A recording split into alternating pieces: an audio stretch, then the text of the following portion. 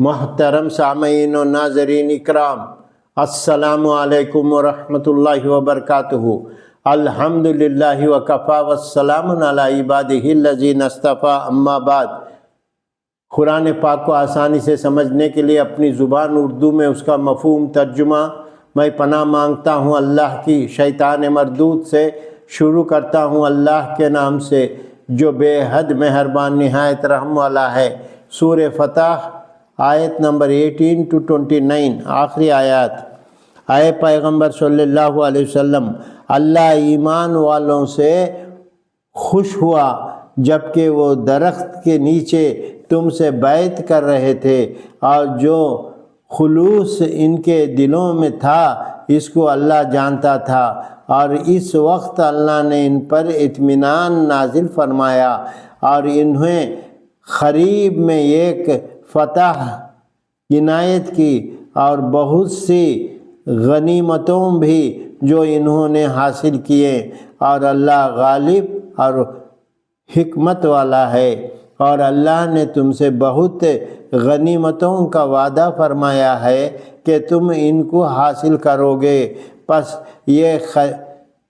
یہ خیبر کی غنیمت تو تم کو جلدی دے دی، اور ہدیے میں لوگوں کے ہاتھ تم سے روک دیے۔ غرض یہ تھی کہ ایمان والوں کے لیے اللہ کی قدرت کا ایک نمونہ ہو جائے اور اللہ تم کو سیدھے راستے پر چلائے۔ اور ایک فتح اور ہے جس پر تم نے قابو نہیں پایا، وہ اللہ کی قدرت میں ہے، اور اللہ ہر چیز پر قادر ہے۔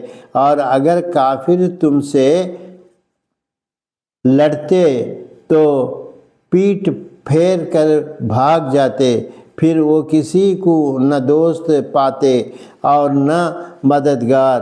یہی اللہ کا دستور ہے جو پہلے سے چلا آ رہا ہے، اور تم اللہ کے دستور میں ہرگز تبدیلی نہ پاؤ گے۔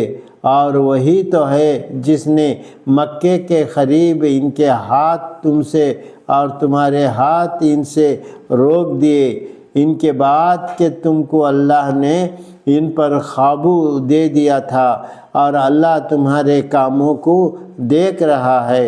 یہ وہی لوگ ہیں جنہوں نے کفر کیا اور تم کو مسجد حرم سے روک دیا، اور قربانی کے جانوروں کو اس کے حلال ہونے کی جگہ پہنچنے سے روک دیا کہ وہ جہاں تھا وہاں رک گیا۔ اور اگر کچھ مسلمان مرد اور مسلمان عورتیں مکے میں نہ ہوتی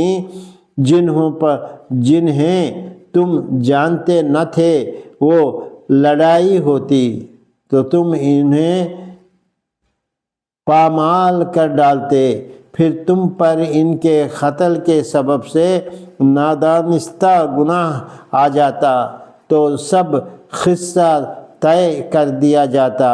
لیکن ایسا اس لیے نہیں کیا گیا تاکہ اللہ اپنی رحمت میں جس کو چاہے داخل کرے، اور اگر مسلمان ٹل گئے ہوتے تو بلا شبہ ہم کافروں کو دردناک عذاب دیتے۔ جب کافروں نے اپنے دلوں میں ضد کی اور ضد بھی جاہلیت کی، تو اللہ نے اپنے پیغمبروں اور ایمان والوں پر اپنی طرف سے اطمینان نازل فرمایا اور ان کو پرہیزگاری کے بات پر قائم رکھا، اور وہ اسی کے مستحق اور اہل تھے، اور اللہ ہر چیز سے واقف ہے۔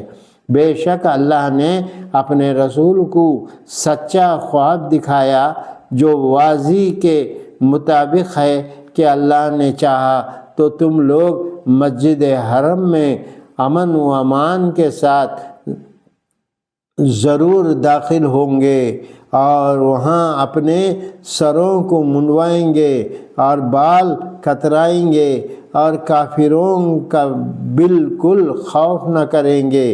جو بات تم نہیں جانتے تھے اس کو اللہ جانتا تھا، تو اس نے اس سے پہلے ہی قریب میں ایک فتح عنایت کی۔ وہی تو ہے جس نے اپنے پیغمبر کو ہدایت کی کتاب اور دین حق دے کر بھیجا تاکہ اس کو تمام دینوں پر غالب کر دے، اور اللہ گواہ کافی ہے۔ اور محمد صلی اللہ علیہ وسلم اللہ کے رسول ہیں، اور جو صحابہ ان کے ساتھ ہیں وہ کافروں کے حق میں سخت ہیں اور آپس میں ایک دوسرے پر مہربان ہیں۔ اور مخاطب تو اے مخاطب تو ان کو دیکھتا ہے کہ کبھی رکوع کر رہے ہیں اور کبھی سجدہ کر رہے ہیں، اور اللہ کا فضل اور اس کی خوشنودی طلب کر رہے ہیں۔ سجدے کے اثر سے ان کے چہروں پر نشان نمایاں ہیں۔ ان کے یہی اوصاف تورات میں ہیں اور یہی اوصاف انجیل میں ہیں۔ ان کی حالت مشکل کھیتی کی ہے، جس نے پہلے زمین سے اپنی سوئی نکالی، پھر اس نے اس کو مضبوط کیا، پھر وہ موٹی ہو گئی، پھر اپنے تنے پر سیدھی کھڑی ہو گئی کہ کسانوں کو بھلی معلوم ہونے لگی، تاکہ ان کی وجہ سے کافروں کا دل جلائے۔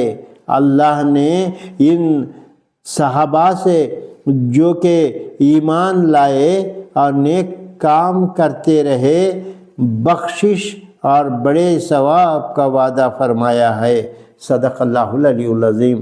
اس آیات میں اللہ سبحانہ وتعالیٰ اپنے رسول رحمت کا اعلان کیا، ان کی امت کو فتح دے دی، مسجد حرم میں داخل فرمایا، پھر ایمان والوں کے اوصاف بتایا، اپنے محبوب کے صحابہ کے تعریف فرمائی اور جنت کے نعمتوں کا وعدہ فرمایا۔ یا اللہ، ہم کمزور ایمان والوں کو بھی تیرے رسول کا واسطہ تیری رحمت کے آغوش میں لے لے۔ آمین ثم آمین یا رب العالمین۔ اللہم صلی علی سیدنا محمد وعلی آل سیدنا محمد وبارک وسلم۔